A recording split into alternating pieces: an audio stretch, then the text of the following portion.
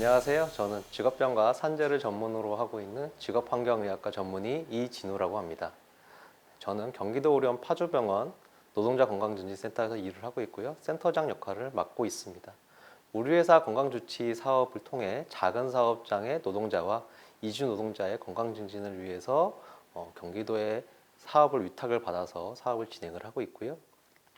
이번 코로나 감염병으로 인해서 이제 열악한 환경에 놓인 사업장의 노동자들이 더 위험한 상황에 놓이게 되었습니다. 그래서 우리 노동자들에게 사업장에서 지켜야 될 여러 가지 의무들을 설명을 드리기도 하고 코로나 감염병 자체에 대해서도 설명을 좀 드리고자 합니다.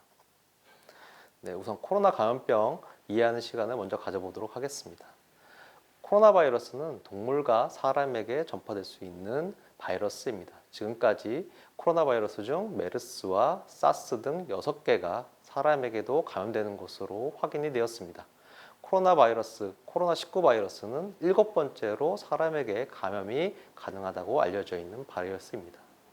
이 코로나19 바이러스의 공식 명칭은 사스코브2입니다.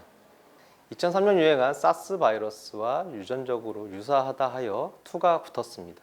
이 바이러스에 의한 감염증을 일반적으로 코비드19라고 부르고 있습니다. 코로나의 코, 바이러스의 B, 질병의 D. 그래서 2019년에 최초로 발견했다 해서 19를 조합해서 코비드19입니다. 코로나 바이러스의 치명률을 살펴보도록 하겠습니다. 치명률은 확진된 사람 중에서 사망한 사람의 비율을 의미합니다. 4월 8일 기준으로 전 세계적으로는 치명률이 2.1%이고 1억 3천만 명이 확진이 되고 290만 명이 사망을 했습니다. 미국, 브라질 순으로 확진자가 많습니다. 한국은 전 세계 순위는 86위이고요. 확진자가 10만 명을 넘어섰습니다.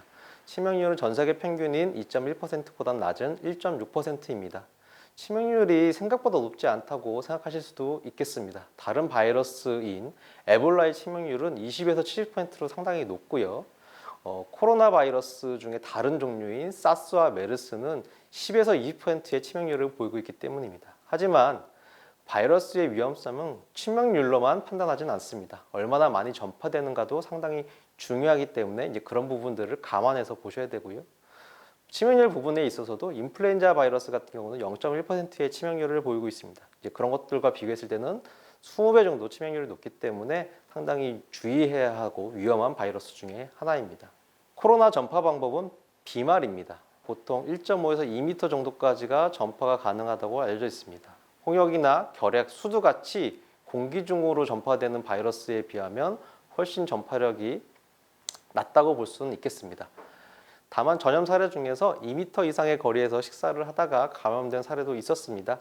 그 경우는 에어컨 바람이 셌기 때문에 원래 비말이 도달할 수 있는 거리보다 훨씬 더 멀리 날아가서 감염이 됐다고 추정을 하고 있습니다. 앞서 설명한 비말 전파가 왼쪽 그림이고요. 공기 중 전파가 오른쪽 그림입니다. 비말 전파라도 비말과 침방울이 묻어있는 곳을 다른 사람이 손으로 만지고 그 과정에서 간접 전파도 가능합니다. 따라서 마스크 사용으로 침이 밖으로 나가지 않게 하고 자주 손소독을 하여 간접 전파를 예방하는 것이 중요하겠습니다. 이어서 코로나19 현 상황과 예측에 대해서 설명드리겠습니다. 4월 8일 기준으로 전 세계 1억 3천만 명이 감염이 됐습니다. 그리고 감염된 국가는 192개에 달합니다. 코로나는 전파력이 높기 때문에 전 세계로 대유행이 진행 중입니다. 각 국가의 신규 확진자 수를 보면 미국은 백신 접종으로 급속하게 감소하는 추세입니다. 그리고 분홍색의 그래프인 브라질도 감소하는 모습을 보이고 있습니다. 반면에 녹색 그래프인 인도는 재유행이 되고 있습니다. 한국도 재유행이 된 양상을 보이고 있습니다. 매일 600명에서 700명의 신규 확진자가 발생하고 있고요. 작년 말까지는 증가 속도가 그렇게 빠르지 않았는데 최근 3개월 동안의 증가 속도가 급속하게 높아져서 아주 위험한 상황에 도달했습니다. 백신 접종이 2월 말부터 시작되긴 했지만 백신 접종의 효과는 올해 상반기를 지나서야 좀 나타날 가능성이 높습니다.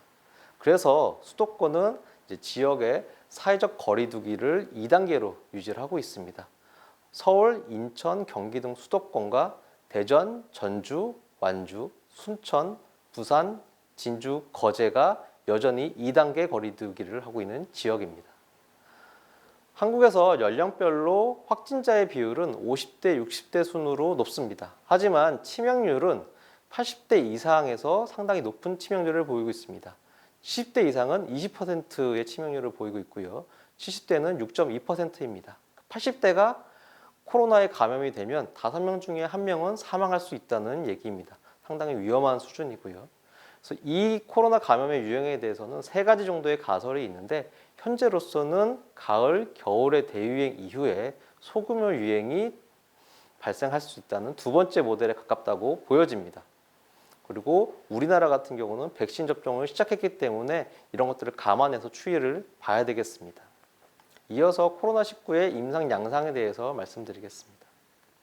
코로나 바이러스에 노출되어 감염된 사람은 평균 5일 정도 잠복기를 지나서 증상이 생깁니다. 그리고 증상이 생기기 3일 정도부터는 다른 사람에게도 바이러스 전염이 가능합니다.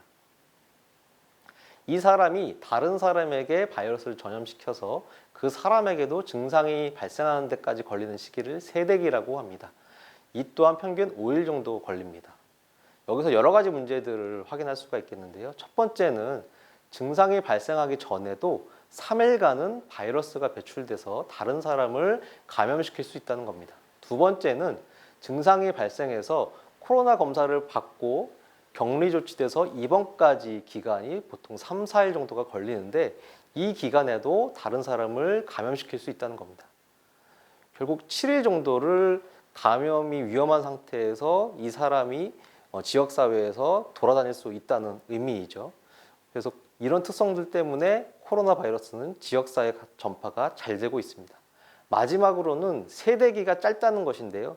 세대기가 짧기 때문에 코로나19는 선행 감염자와 후행 감염자의 증상 발생 간격이 짧습니다. 그래서 이런 것들이 급속한 전파를 야기하는 원인 중에 하나입니다. 코로나의 이런 특성을 잘 이해하고 이에 맞춰서 예방을 하는 것이 대응에 상당히 중요한 부분입니다.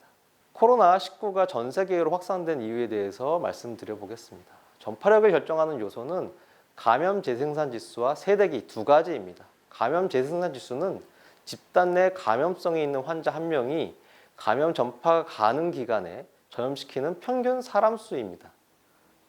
보통 R값이라고 하는데요. 이 R값이 1을 넘지 않게 하는 게 상당히 중요합니다. 1을 넘는다면 최소한 한 사람 이상이 추가적으로 감염될 수 있다는 의미라서 유행이 지속될 수 있다는 뜻입니다.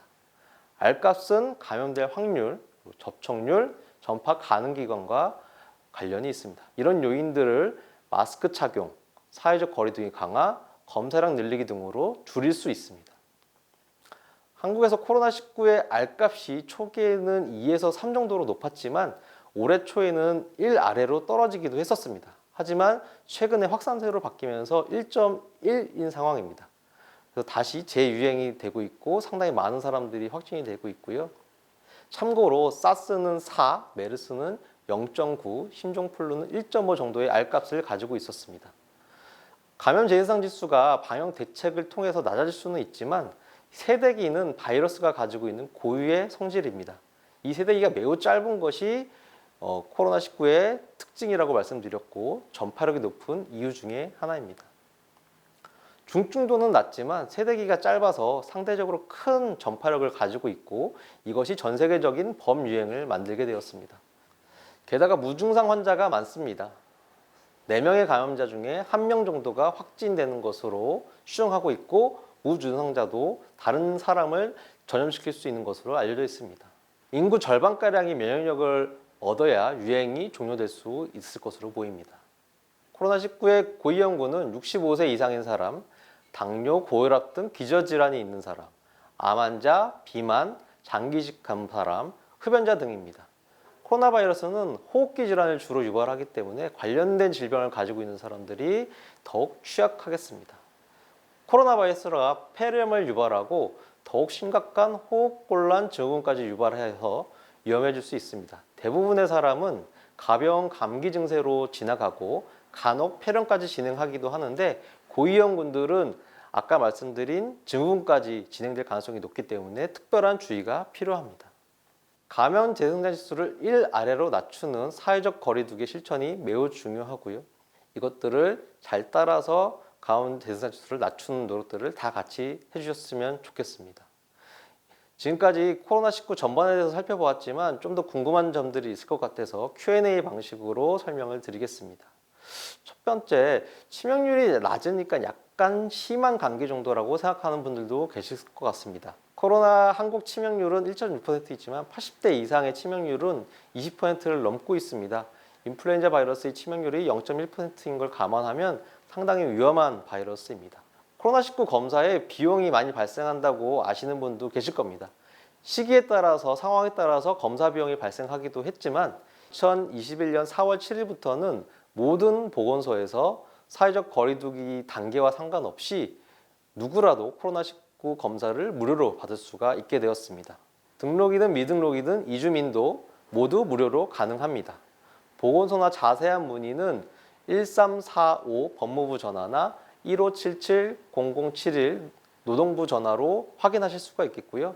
9시부터 6시까지는 통역 서비스도 제공받을 수 있겠습니다.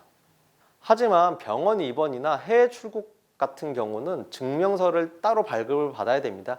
이 경우는 기관마다 좀 다르긴 하지만 10만 원 내외의 비용이 발생할 수 있겠습니다. 치료제가 있으니 백신 맞을 필요가 없다고 생각하시는 분도 계실 것 같습니다. 또한 백신에 대한 부작용이 여과 없이 언론에 노출이 되면서 백신에 대한 막연한 불안감도 많이들 가지고 계실 겁니다. 치료제부터 말씀을 드리자면 대표적인 치료제는 렘데시비르입니다. 이 치료제는 치료 기간을 15일에서 10일 정도로 단축해주는 역할들을 하고 있습니다. 하지만 중환자의 경우는 이 치료제로 인해서 사망률이 낮아지지 않는다고 알려져 있습니다. 그래서 치료제 자체가 그렇게 효과적이라고 볼 수가 없는 셈이죠. 반면에 백신 같은 경우는 항체 형성률이 상당히 높은 것으로 알려져 있고요. 다만 우려하시는 부작용 같은 경우는 모든 백신이 가지고 있는 지점입니다. 그런 부작용에도 불구하고 이득이 더 많고 부작용이 심각한 것이 아니라면 백신을 접종하는 것이 의학적으로 많습니다. 대부분의 전문가들은 코로나 백신 접종으로 인한 이득이 훨씬 크기 때문에 반드시 접종을 해야 된다고 공고를 하고 있습니다. 그 다음으로 치료 비용에 대한 것인데요. 전액 무료이고요. 치료를 받게 되거나 자가격리 시에는 여러 가지 정책으로 휴가도 가능합니다. 다만 이 경우에 사업주가 정부에 신청을 해서 지원금을 받게 되겠고요. 직장을 다니지 않으면서 자가격리를 하시는 경우에는 생활지원금도 정부에서 지원을 하고 있습니다. 생활치료센터에 많이들 가셔서 치료를 받게 되시는데요. 이 생활치료센터는 사진에서 보시는 것 같이 2인 1실이나 2인 1실 그리고 화장실을 겸비하고 있습니다.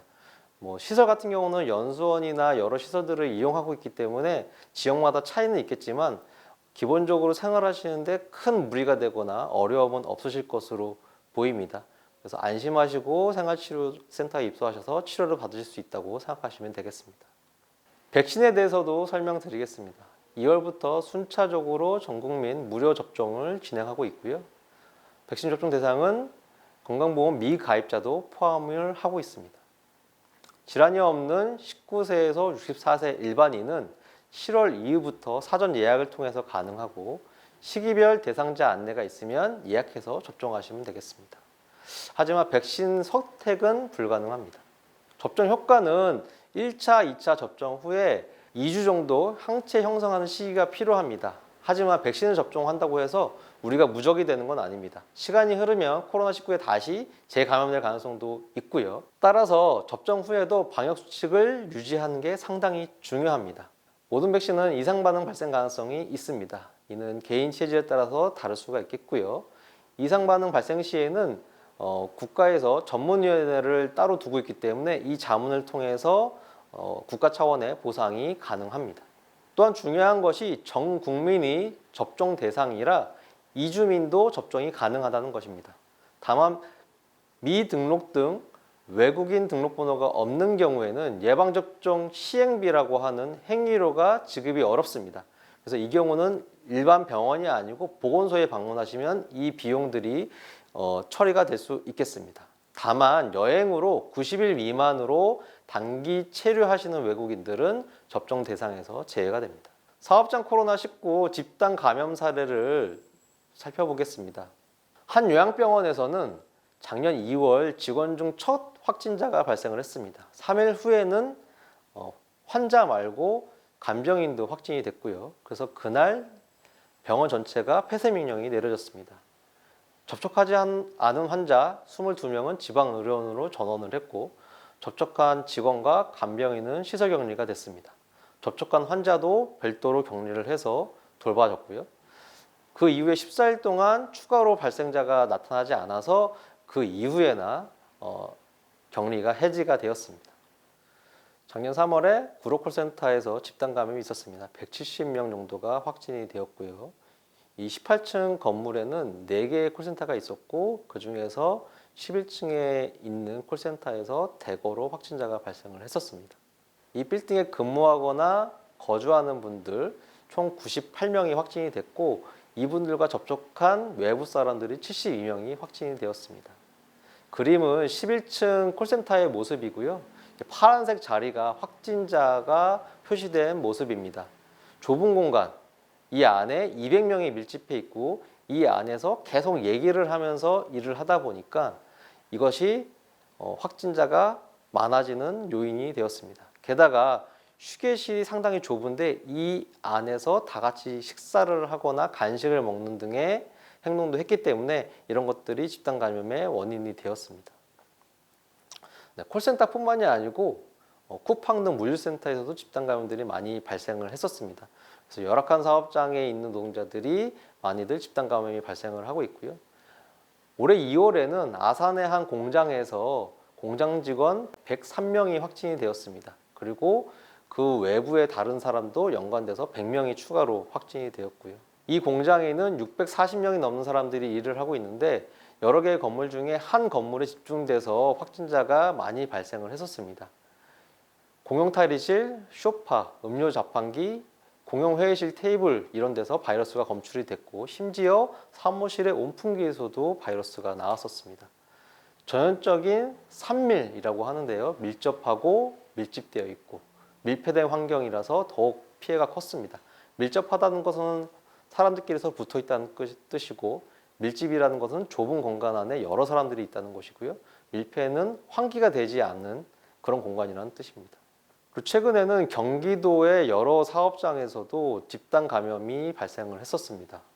이 지역은 이주 노동자가 많이 일을 하고 있어서 확진자 중 대다수가 외국인이었습니다.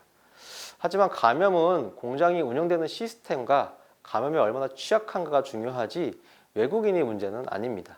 방역당국이나 지자체도 이 점을 알면서도 이주 노동자에 대한 전수조사를 진행을 했었습니다. 사실 이주 노동자의 열악한 기숙사와 주거시설이 핵심 문제입니다. 사업주가 제공한 이 공간에 감염이 취약한 것이지 이주 노동자 자체가 감염 원인은 결코 아닙니다. 사업장은 산밀 환경에 대한 개선이 필요합니다. 감염병에 대한 관리자를 두어서 작업장 내부와 마스크 착용을 점검하고, 휴게 시간에 휴게실, 식당에서의 식사 시, 집단 기숙사생활까지 전반에 대한 조치와 개선이 같이 병행돼야 됩니다. 코로나19 예방을 위한 사업주의 의무를 설명드리겠습니다.